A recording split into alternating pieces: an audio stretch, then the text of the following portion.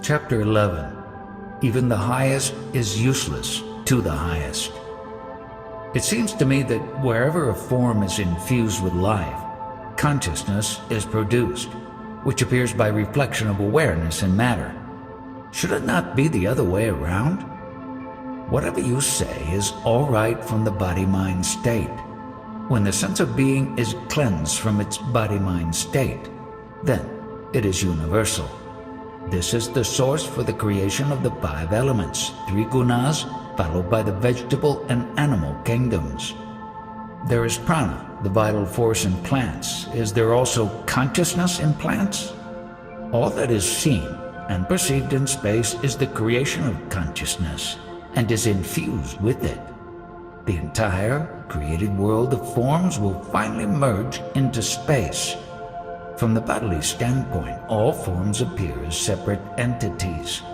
But at the consciousness level, they are the consciousness manifest and not separate.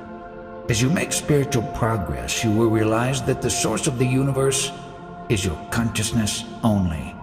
At present, you are in the grip of the discursive intellect because of your identity with the body. Therefore, you are unable to understand. Whatever knowledge you now collect is from this identity, but that is not true knowledge. But when you have the knowledge about what you are, you will understand that the very world and universe are contained in the speck of your consciousness only. At this stage, you would have transcended your body-mind sense.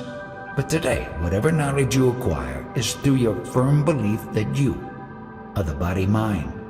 When you see the inner world as something external, you term it a dream. But what is it that is perceived inside? It is contained in the sense that you are, in your consciousness. Exactly the same process takes place in the waking state also. Your consciousness, the sense of presence, is the very shell in which the waking world or the dream world proliferates. This is the actual state of affairs. But you accept all that you see with your body sense, and whatever you perceive is through the inadequate yardstick of your limited intellect. Whatever is visible or perceptible is an outcome of space only. When all that disappears, again space prevails. When your world concretizes out of space and in space, you term all that with various names and titles for your convenience to carry out your day-to-day activities. In reality, no such names and titles exist. None of these creations has any authoritative, valid form or individuality of its own. To realize this, you must accomplish Jhana Yoga, which means the self subsiding in the self. Again, Jhana Yoga means to inquire how this I amness and the world came about. To realize that I amness and the world are one is Jhana Yoga. Here the knowledge I am should subside in itself. But all you really want is to keep your body-mind sense intact. That just will not do. Thus, to realize that I amness means the manifest world and the universe is a very fulfillment of Jhana Yoga. When the sense of being appears, it has no body sense. Out of that sense of being, the whole cosmos is created. In that creation, you also have a form, but you accept body as your identity and move about and function in the world. The principle that motivates and enlivens the body is the sense of beingness only, but it is not the body. All this play in the cosmos and the world functions in the consciousness, and finally the play will merge into consciousness. Ponder over this without identifying with the body, and you, the consciousness, will know that accepting the form as identity is Maya, illusion. Thus, the consciousness is the very seed principle of the entire cosmos. It comprises the dynamic life force, guna, which is the quality of beingness, and prana, or vital breath. Consciousness gives the knowledge that you are. When the consciousness first appears, it is free from identification of any kind with this or that. Even though being the dynamic manifest universal principle, Due to its identification with the body, it suffers pain and pleasure. The consciousness knows itself through itself. Only a rare one realizes that the entire cosmos manifestation springs out of one's seed consciousness. From Atma Yoga, only Visva Yoga, that is, one's unity with the cosmos, is realized when one unites with oneself. The self-abiding in the self is the Jnana Yoga, which is a nameless and formless state. But later, whatever manifests itself assumes a name and form. By merely acquiring knowledge, one cannot claim to be a Jnani. The Jnana Yogi is not required to know anything, as he is knowledge itself. Jnana Yoga is the highest state in spirituality. In the state there is no individuality, as this is the all-pervading state. Rarely will someone put a question from this standpoint, and rare still will there be someone who will answer these questions. The sense of individuality and needs are felt prior to Jnana Yoga. But after the accomplishment of Jnana Yoga, one is beyond needs and individual personality. Kundalini Yoga experts revel in the visions and powers obtained through yoga, but will not expound the source of Kundalini energy. I quite agree that we shall reach the highest level. But you have said that from the highest suddenly springs I amness, thus we are at the root of a total mystery. What is the source prompting you to speak of levels and to think of reaching the highest level? Level is only a concept. As a result of separation from the highest, the principal concept I am arose, and subsequently other concepts developed. Separation means otherness, duality. I thought I heard you say that there is total non-differentiation at the supreme level. On that supreme level, is there also total I amness? Out of non-knowingness, knowingness appears. This knowingness should realize itself. When we speak, we should investigate from where the language arises. It sprouts from the sense of I amness. But what is the source of this I amness? Actually, I do not talk. Only when occurring spontaneously does the talk express itself. But the primary occurrence is the reminder I am, out of which springs the language and the talk. So what is this I amness? Remember that in the primary reminder I am, the whole cosmos and your body exist. All bodies are created from and sustained on material biological essences. But the sense of being is the quintessence, sattva guna, of the body. Who and from where is this sense of being? This has to be thoroughly investigated. When this is done, while abiding necessarily in the knowledge I am, the sense of beingness, an amazing revelation will be made, namely that from your own seed beingness, the whole manifest universe is projected, including your body. This supreme and powerful principle, though being itself without a form and name, upon sensing I am, instantly embraces the body and mistakenly accepts this as its own. It clings to the body identity so quickly that the fact of its own independent existence is easily missed. The essence of being, which is humming I am, is a prerequisite for any functioning of the body. When a person is sick and there is no response when the patient is called or beckoned, this sense of being is clouded. Should one fall asleep as many times as possible in order to experience I amness in the waking state? I amness cannot be experienced or recognized from the body-mind sense. It is the I amness that makes the body and senses function and experience. You are quite knowledgeable. Now understand this.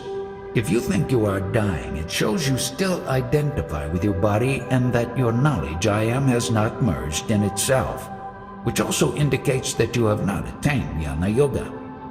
Your spiritual knowledge therefore smacks of impurity. While you are actually the manifest knowledge I am, you cling to a body as yourself. This is the impurity. We talked about death. which is the end point of life. But what about the starting point, the birth? Prior to birth, you were in the womb for 9 months. During that period, did you have humkara, the humming of beingness? Immediately after birth, the indwelling beingness does not yet feel itself palpably. After a few months, recognition starts. Still later, the child begins to know various objects, such as his body and his mother, as also sounds and words. At this stage, through the mother, he knows his name and other ideas. You as a fetus, did you know yourself in the womb of the mother? But there was no consciousness in that form. Was it knowing itself in those 9 months in the womb? No, but it was there. Consciousness is all prevailing, but it remained dormant in the fetus because it was not a fully developed body. But it was in the fetus. What is the argument? Consciousness is everywhere. It is in the flowers, you, me, everywhere. Good, I have understood. What did you understand? That there is nothing else but consciousness. No, this is not. The correct understanding will be when you realize that whatever you have understood so far is invalid.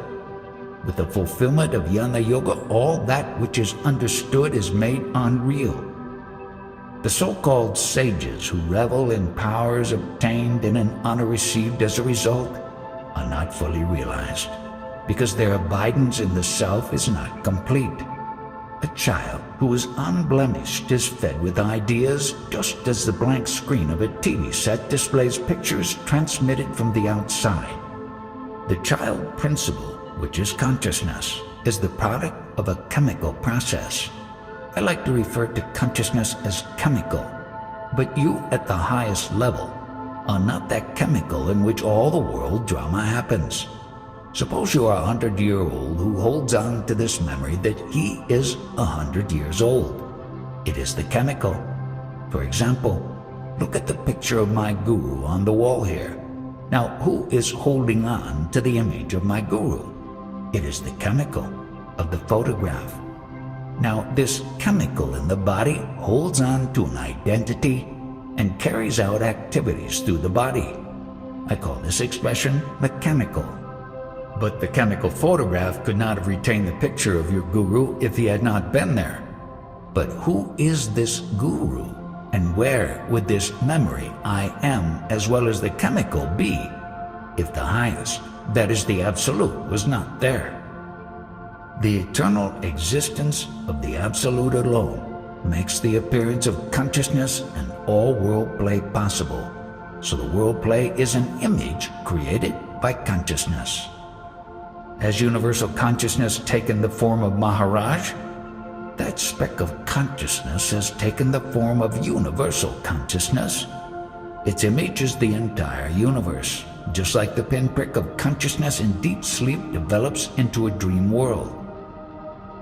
Does it mean that you are in my dream world? Before referring to me as you, investigate as to what you are.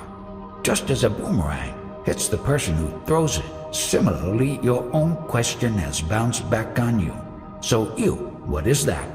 And what is more, I am not the body nor that chemical even.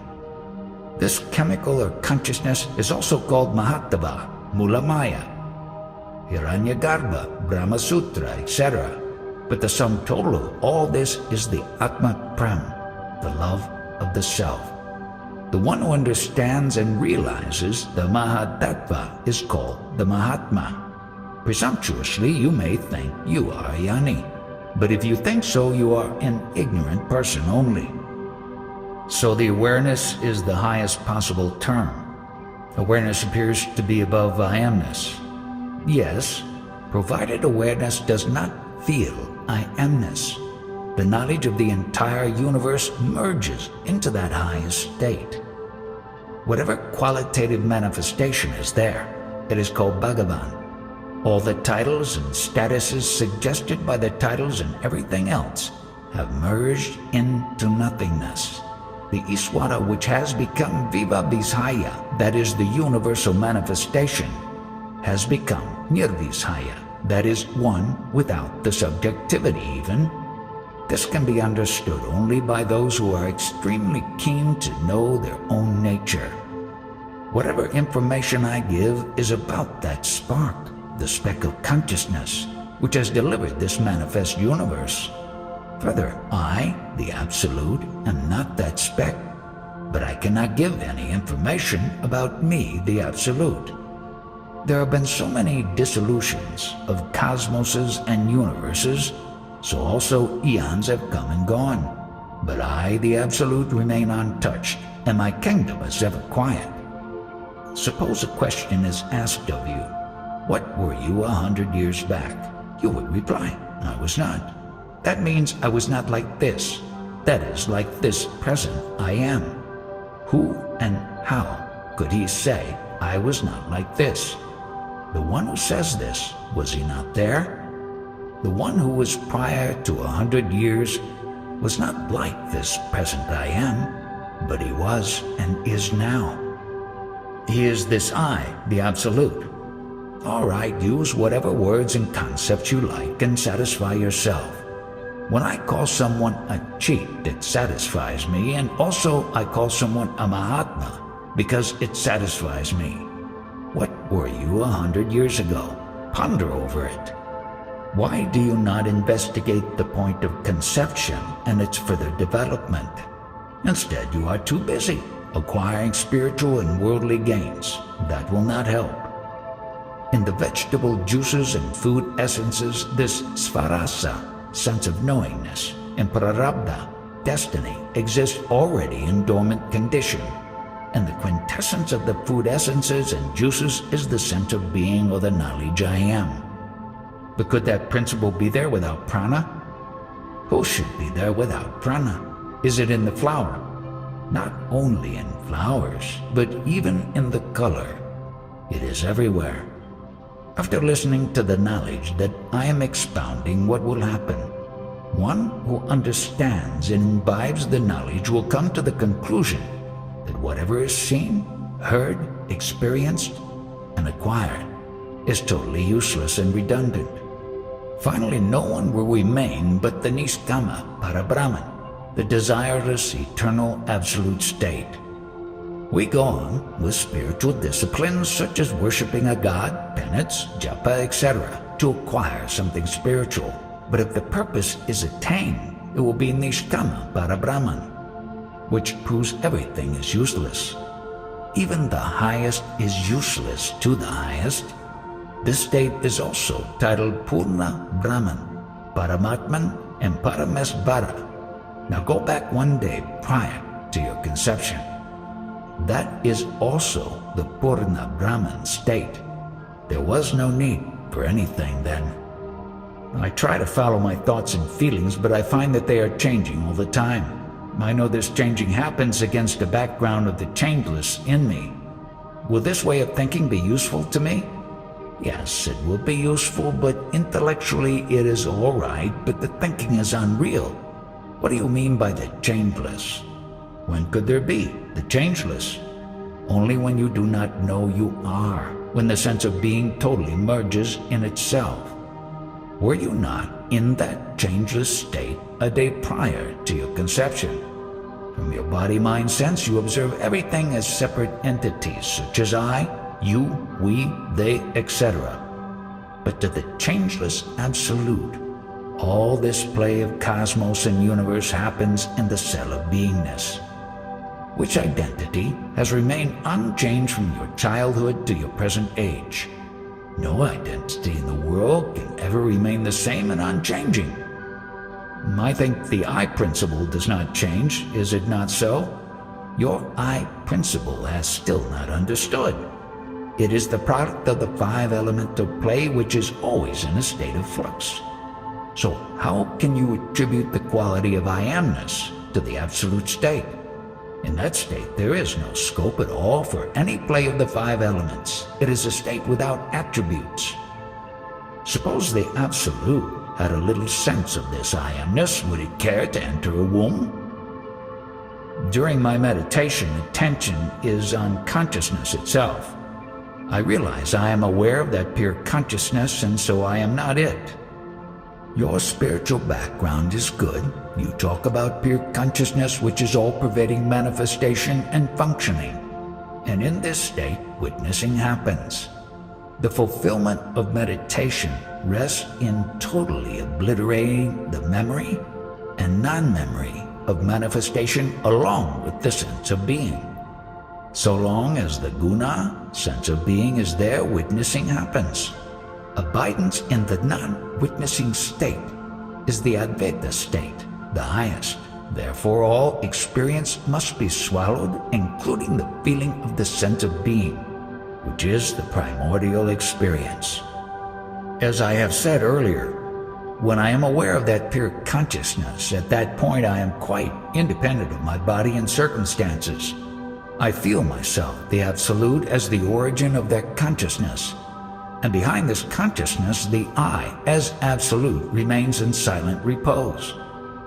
You are talking of consciousness. Now tell me, what is the cause of this consciousness? It is the result of what? The product of what? Second visitor. Consciousness is a product of food. Yes, in the food essence, in this quality or guna, the sense of I amness dwells. But understand clearly, you or I are not that guna from the Absolute standpoint.